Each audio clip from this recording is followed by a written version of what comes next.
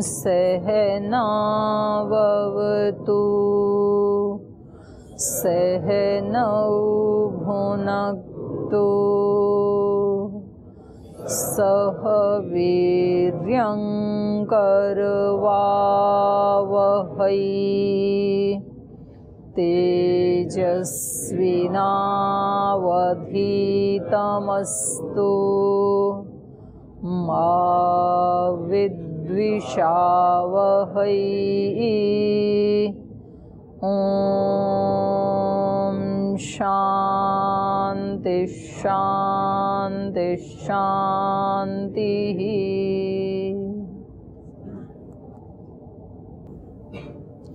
कल के पाठ से पूछना है कुछ?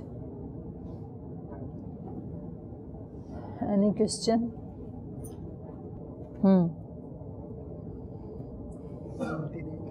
मेरा प्रश्न ये है कि यदि व्यक्ति परिस्थिति वक्त किसी कार्य मतलब कर्म में लिप्त हो गया है और उस कर्म को बिना फल की इच्छा किए अगर वो करता है तो उसी कर्म में लिप्त रहेगा वो, और उसका उद्देश्य किसी और कर्म का करने का है, तो फिर इस तरह की परिस्थिति से वो किस तरह से निकल जाएगा? जैसे कि मैं उदाहरण में एक छोटा सा, जैसे मान लो किसी की इच्छा है अध्यात्म में आने की, परिस्थिति कुछ इस तरह की हुई घर पर कि वो जो अपने उन्हीं कर्तव्य कर्मों में लगा रहा, ठीक है ना, जो घर के कर्म होते हैं सारे, अगर वो उनको बिना मतलब अपने पूर्ण पुरुषार्थ से कर्म करेगा तो उन्हीं में फिर रह जाएगा, तो फिर इसे मार करके स्वधर्म का पालन करेगा तो नहीं रह जाएगा।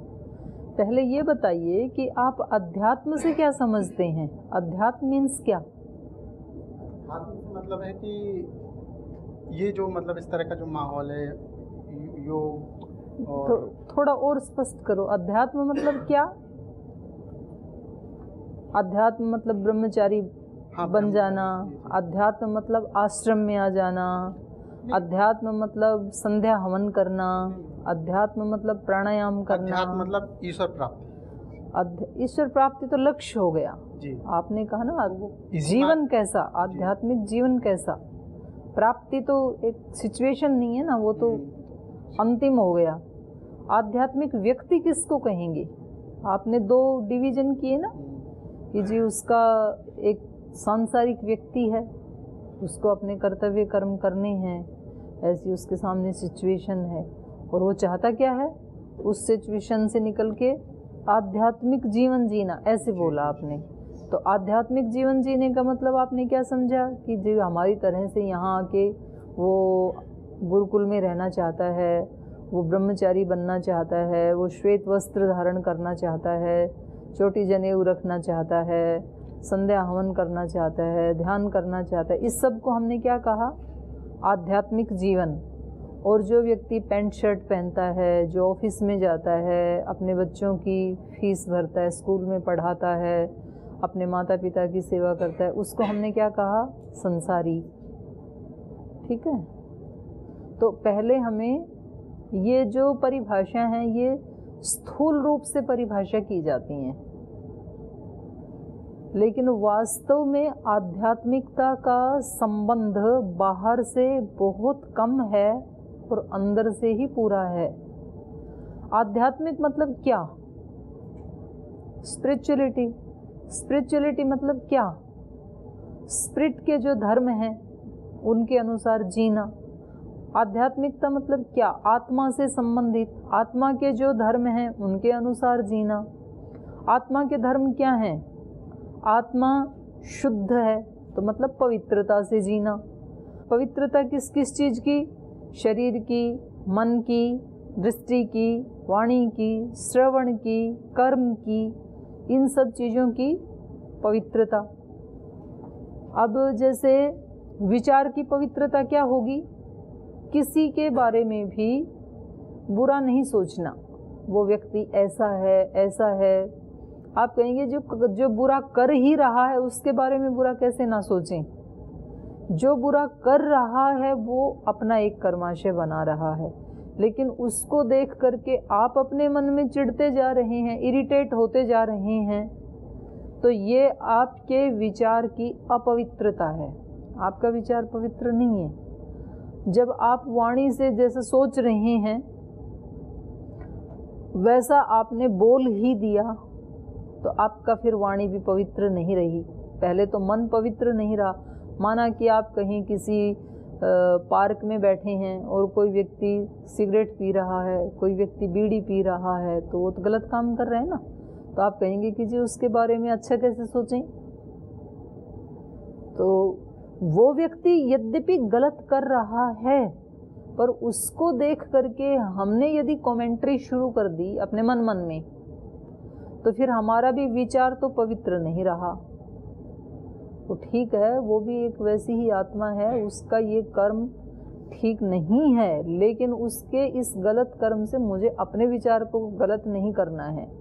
यदि मैं भी गलत ही सोचने लग गया तो फिर वो और मैं दोनों बराबर हो गए।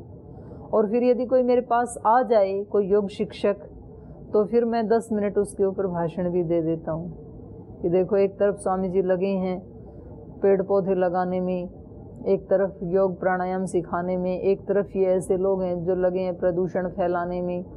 तो फिर मेरी वाणी भी क्या हो गई? अपवित्र।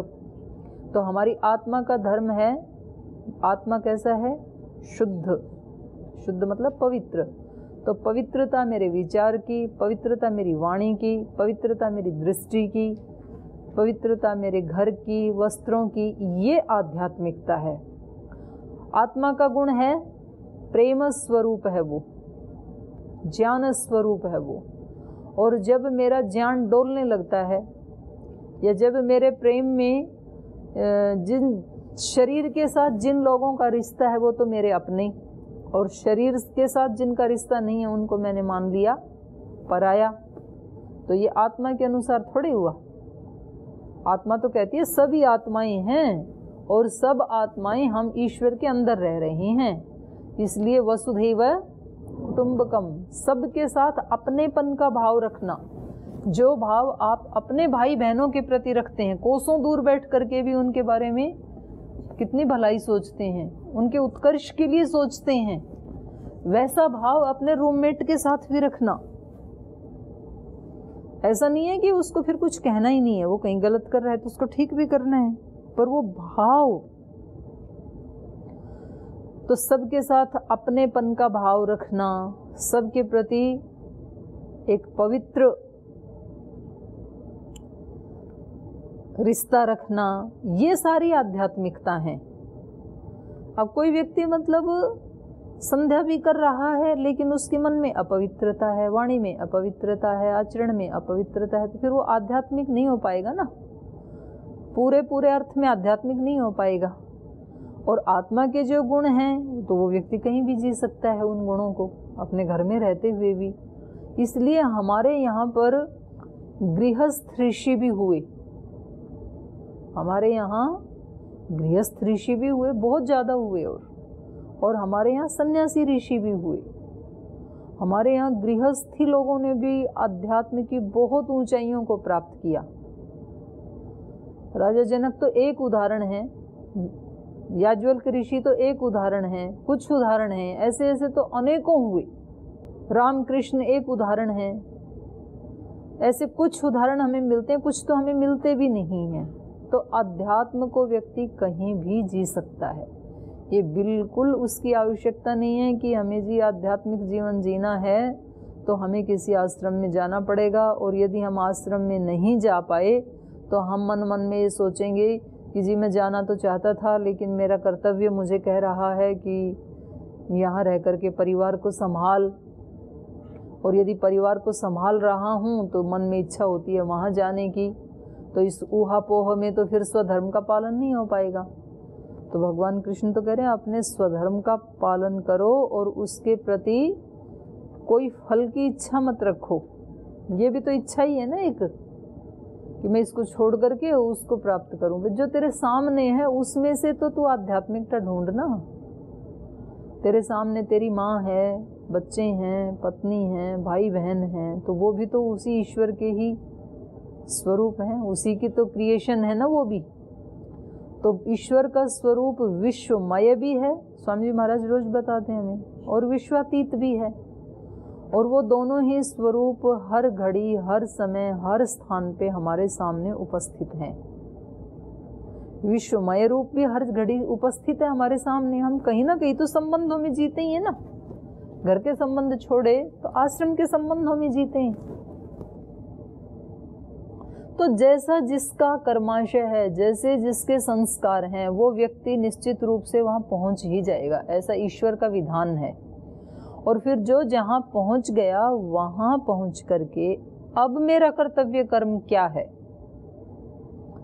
उसको मुझे 100% जीना है। फिर उस स्वधर्म को, उसी को कर्म योग कहा है।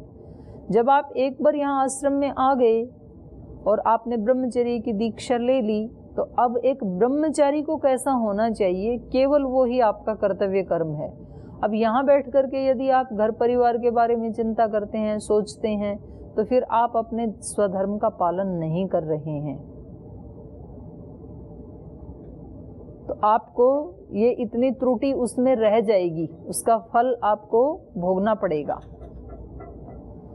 ऐसे ही कोई व्यक्ति घर में रह करके अपने कर्तव्य का पालन ना करके और फिर वो आश्रम के बारे में सोचता है, तो ना आश्रम का जीवन तो वो जी ही नहीं पाएगा, क्योंकि आश्रम में आया ही नहीं। पर जहाँ वो जी सकता था उसको भी नहीं जी पाएगा।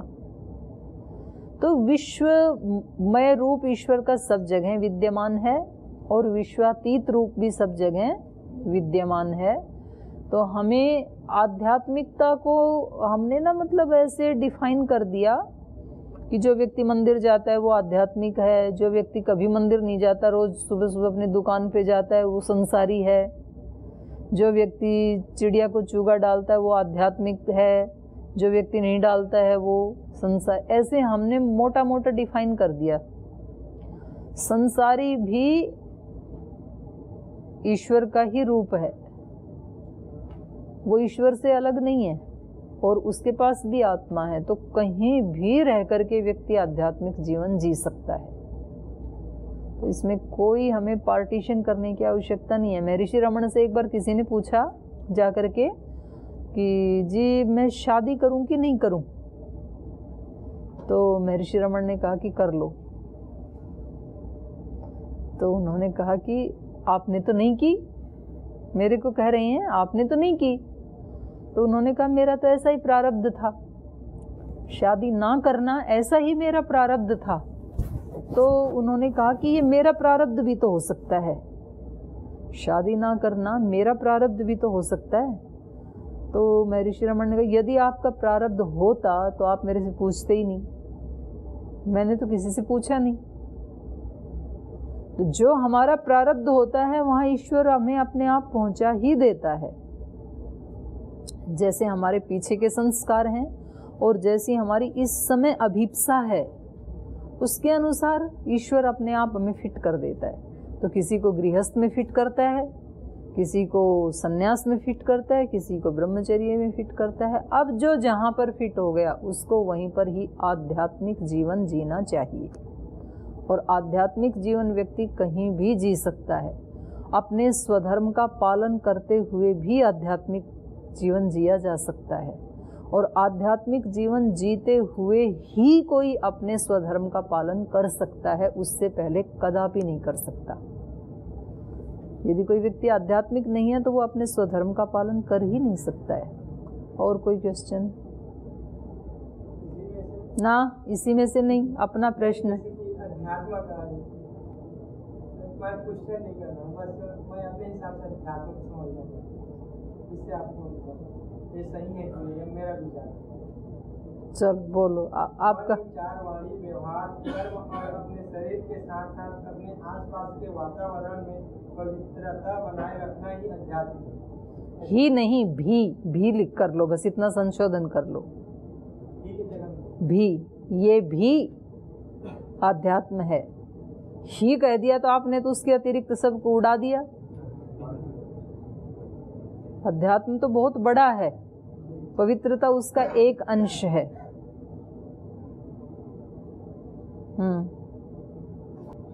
ये श्लोक नंबर 48 में जो समत्वम योग उच्यते जो आया है, तो इसमें ये समत्वम योग जो उच्यते है इसका बताते हैं, और योग इस जो शब्द का जो प्रयोग हो रहा है इस श्लोक में उसके बारे में बताते हैं। नहीं, क्या समझ में नहीं आया? योग नहीं आया कि समत्वम नहीं आया? दोनों भी बता। योग तो संज्ञा है। योग किसको कहते हैं? और समत्वम उसकी परिभाषा है। समता में रहना ही योग है। योग किसको कहेंगे? चित्त की स्थिति प्रशांत बनी रहे, उसका नाम योग है। हिले डुले नहीं। जैसे कि कोई तालाब हो पानी का और उसका पानी हिलता डुलता रहे तो उसको योग नहीं कहेंगे। और बिल्कुल शांत रहे कोई झील, उसका नाम योग है। ऐसे ही हमारा चित्त भी है। तो हमारे चित्त में जब तक विचारों की हलचल लहरें उठती रहती हैं तो वो योग की स्थिति नहीं है चित्त की। और चित्त शांत रहे और शरीर काम करता रहे, वो योग की स्थिति है। हो गया अनुभव? इस वजह से हम लोग जो योग जो क्रिया जो कराते हैं स्वामी जी, हम लोग जो करते हैं वो तो एक्सरसाइज है, तो एक पार्ट है वो तो। वो योग अलग है उसमें, ये नहीं अलग नहीं है, इसी में है, कंक्लूड है। योग तो बहुत बड़ा है ना, वो एक पार्ट है योग का। स्वामी जी महाराज केवल आसन तो सारे दिन नहीं कराते ना, आसन के बाद प्राणायाम करवाते हैं, वो भी योग है। प्राणायाम पहले तो यौगिक जॉगिंग करवाते हैं, वो भी योग है। फिर सूर्य नमस्कार करवाते हैं, वो भी योग है। फिर 12 एक्सरसाइज कराते हैं, वो भी योग है। फिर प्राणायाम कराते हैं, वो भी योग है। फिर ध्यान करवाते हैं, वो भी योग है। उसके बाद कर्म योग करवाते हैं, अपने अपने कामों में सब लग जाओ ऐसे जो बोलते हैं, वो भी योग है। और उस सब कर्मों को करते हुए निर्लिप्त रहते हैं, वो भी योग है। तो योग कोई एक टुकड़े का नाम योग नहीं है, समग्रता का नाम योग है। और वो सब करते हुए चित्त की स्थिति प्रशांत बनी रहे, ये शर्त है उस योग की। आप सारे काम कर रहे हैं लेकिन अंदर से आपका चित्त इधर उधर भाग रहा है, तो वो योग नहीं है। फिर ये सब करते हुए भी, आसन प्राणायाम ध्यान उपासना यज्ञ हवन पढ़ाई सब करते हुए भी अगर आपका चित्त चलायमान है तो फिर आप योग से कोसों दूर हैं। ये सब करते हुए भी आपका प्रवेश ही नहीं हुआ फिर योग में। तो चित्त कोई दूसरा देख नहीं सकता है, बाहर की क्रियाएं तो दूसरा देख सकता है, चित्त तो खुद ही देख सकता है ना व्यक्ति, मेरा चित्त अभी कैसा है। तो हमें खुद ही निर्णय करना पड़ेगा, मैं योग में हूँ कि योग से बाहर हूँ। एनी क्वेश्चन और? हो गया? आगे चलूं? चलिए आगे चलो। अब तो कल एक बहुत ही ये सुंदर श्लोक है। अच्छा, परसों मैंने जो 2 श्लोक दिए थे याद कर लिया आप लोगों ने? हाँ सुनाओ, पहले वही सुनाओ। चलो शुरू हो जाओ इधर से, आगे से मनुदेव जी से खड़े हो जाओ, सुनाओ, दोनों श्लोक सुनाओ।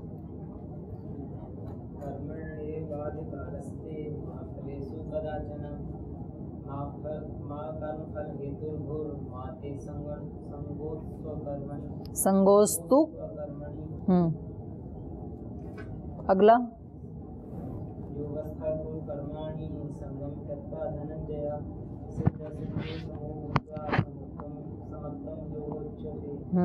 इसमें थोड़ा जो विसर्ग है ना उसको ठीक से बोला करो। सिद्ध्य सिद्धयो हो, ठीक है? बैठो, चलो भाई अगला नेक्स्ट।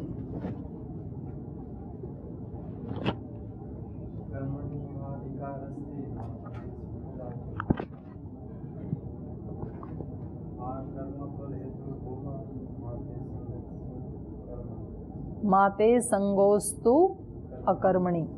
अकर्मणि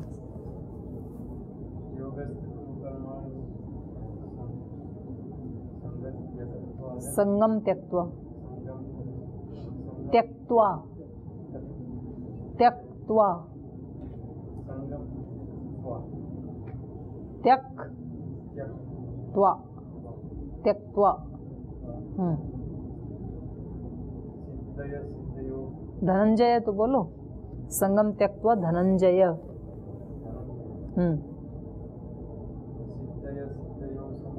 सिद्ध सिद्धयोः। सिद्ध सिद्धयोः।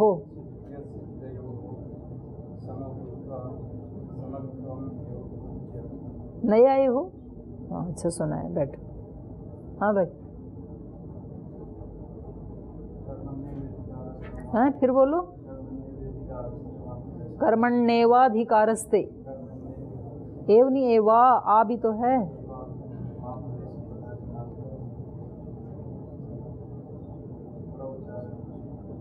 क्यों, आपने तो व्याकरण पढ़ लिया, आपका उच्चारण क्यों गलत होगा? आप तो कह रहे थे मैं व्याकरण पढ़ के आया हूँ। बोलो, कर्मण्येवाधिकारस्ते मा फलेषु कदाचन। आगे गलत बात है ये। आप तो पुराने हो, ये तो नए ये याद करके आ गए जब, तो आप क्यों नहीं करके आए? ऐसे नहीं करना। और ये तो मतलब वैसे याद है, बिना किए ही याद है। ये तो गांव के व्यक्ति को भी याद है दोनों श्लोक, तो याद कर लेना, कल सुना देना मेरे को। ये तो आया नहीं था बेचारा, याद कर लेना भाई। आपको बोल रही हूँ सिर दर्द वाले। नाम क्या है आपको? ऐसे नहीं बोलना मेरे को। राहुल। राहुल जी ये याद कर लेना, ठीक है? याद नहीं होते? याद हैं? आप तो आए भी नहीं थे, तो याद कैसे हुए? अरे ये तो बड़ी अच्छी बात है, सुनाओ। आप तो बड़े अच्छे विद्यार्थी हो, बिना आए भी याद कर लिए।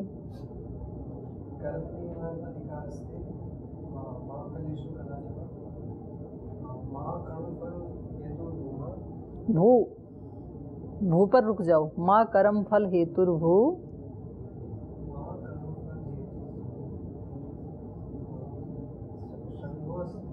माते। हाँ ठीक बोल रहे हो।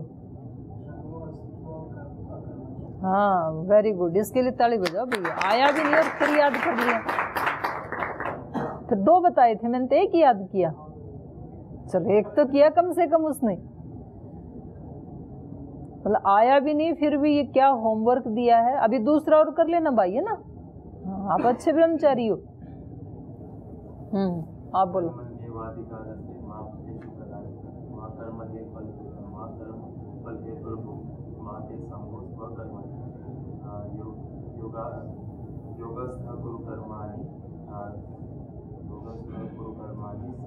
संगम त्यक्त्वा धनंजय सिद्ध सिद्धयोः समो भूत्वा समत्वं योग उच्यते। बहुत अच्छा। कर्मण्येवाधिकारस्ते मा फलेषु कदाचन मा कर्मफल हेतुर्भू माते संगोस्त्व कर्मणि योगस्थः कुरु कर्माणि संगम त्यक्त्वा धनंजय सिद्ध सिद्धयोः समो भूत्वा समत्वं योग उच्यते। बहुत अच्छा। नए आए हो कि पुराने हो? नए आए? तो नए तो बड़े अच्छे ब्रह्मचारी आए हैं। हाँ जी विशाल जी। कर्मण्येवाधिकारस्ते मा फलेषु कदाचन मा कर्मफल हेतुर्भू मा ते संगोस्त्व कर्मणि योगस्थः कुरु कर्माणि संगम त्यक्त्वा धनंजय सिद्ध सिद्धयोः समो भूत्वा समत्वं योग उच्यते। हाँ बहुत अच्छा। चलो अब आप रुको रुको रुको, अभी मैं बीच में से पूछती हूँ, क्योंकि नहीं तो मेरी सारी घंटी बीत जाएगी। हाँ जी अमर जी आप सुनाओ। कर्मण्येवाधिकारस्ते मा फलेषु कदाचन मा कर्मफल हेतुर्भूर्मा ते संगोस्त्व कर्माणि योगस्थः कुरु कर्माणि संगम त्यक्त्वा धनंजय सिद्ध सिद्धयोः समो भूत्वा समत्वं योग उच्यते। हाँ बहुत अच्छा। एक रेड एक्स्ट्रा बोल दिया तो उसको ठीक कर लेना पहले वाले में। पीछे वीरेंद्र जी।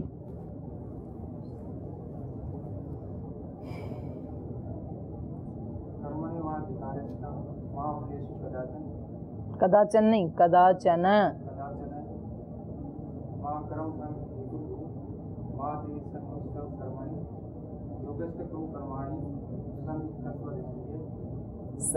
योगस्थ कुरु कर्माणि तत्वा नहीं, त्यक्त्वा। त्यक्त्वा।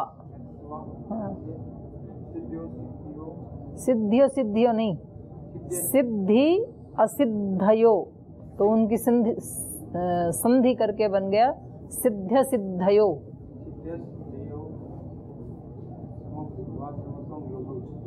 थोड़ा उच्चारण थोड़ा ठीक कर लो। हाँ भाई पीछे।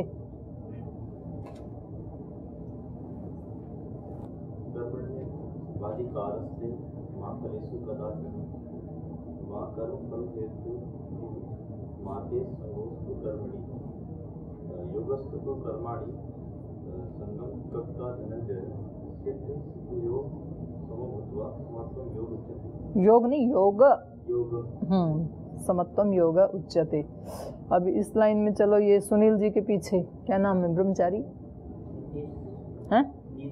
हाँ बोलो नितेश, सुनाओ।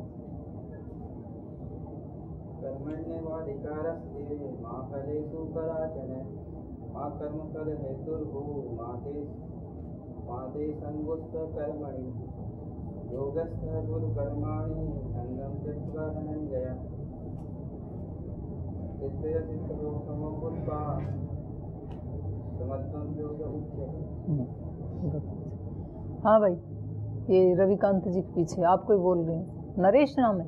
हाँ सुना।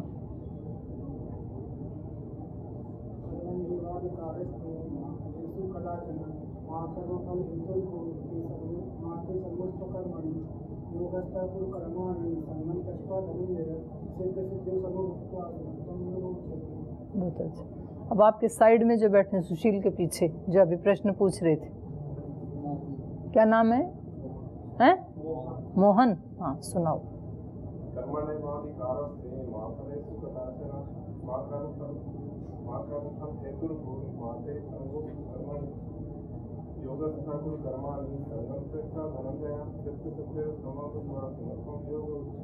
बैठ। अब सुशील। कर्मण्येवाधिकारस्ते मा फलेषु कदाचन मा कर्मफल हेतुर्भूः मा ते संगोऽस्तु कर्मणि योगस्थः कुरु कर्माणि संगं त्यक्त्वा धनञ्जय सिद्ध्यसिद्ध्योः समो भूत्वा योग समत्वमेव उच्यते।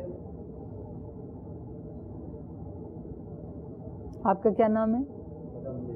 हाँ। कर्मण्येवाधिकारस्ते मा फलेषु कदाचन मा कर्मफल हेतुर्भूः संगस्तु कर्मणि। नहीं उल्टा कर दिया। माते संगस्तु कर्मणि। गलत बोल रहे, फिर बोलो ना, शुरू से नहीं, दूसरी लाइन। मा कर्मफल हेतुर्भूः माते संगस्तु। माते संगोस्तु अकर्मणि। माते संगोस्तु अकर्मणि। हाँ अगला बोलो।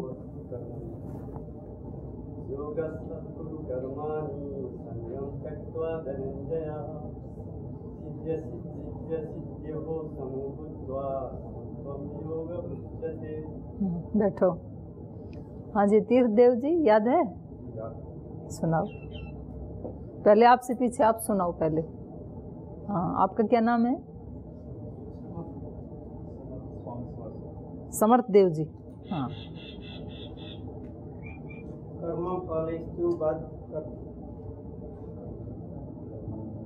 कर्मण्येवाधिकारस्ते कर्मफलेषु कदाचन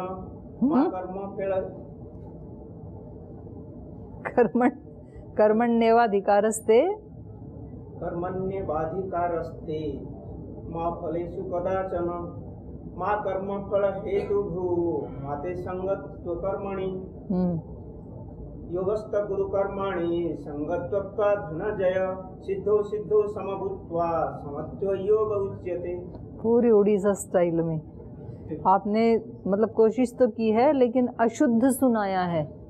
तो किससे पूछोगे इसके बाद, पाठ के बाद कौन सिखाएगा आपको? किससे पूछोगे? इनसे, आर्य देव जी से, स्वामी आर्य देव जी से सीख लेना, उसको याद करवा देना भाई। ठीक है? आपको मतलब अभी पता चला कि आपने गलत सुनाया है? नहीं पता? मालूम है? ये मालूम है ठीक नहीं है तो ठीक कर लो फिर। चलो तीर्थदेव जी आप सुनाओ, उच्चारण ठीक करना पड़ेगा अभी। कर्मण्येवाधिकारास्ते मा फलेषु कदाचन मा कर्मफल हेतुर्भू मा ते संगोस्तु अकर्मणि। संगोस्तु अकर्मणि, यानी वो संगोस्त्वकर्मणि, वो वह बन गया ना, तो संधि हो गई। माते संगोस्त्वकर्मणि।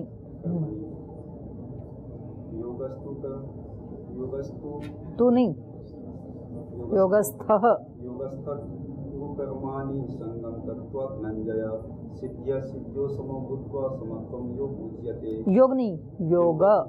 हाँ, तीर्थदेव जी का ठीक, इनसे भी पूछ लेना, ठीक है। चलो अब आगे चलो, तो एक इसको भी निशान लगा लो जो कल पढ़ाया था ना। बुद्धि युक्तो जहाति ह उभे सुकृत दुष्कृते तस्माद् योगाय युज्यस्व योगः कर्मसु कौशलम।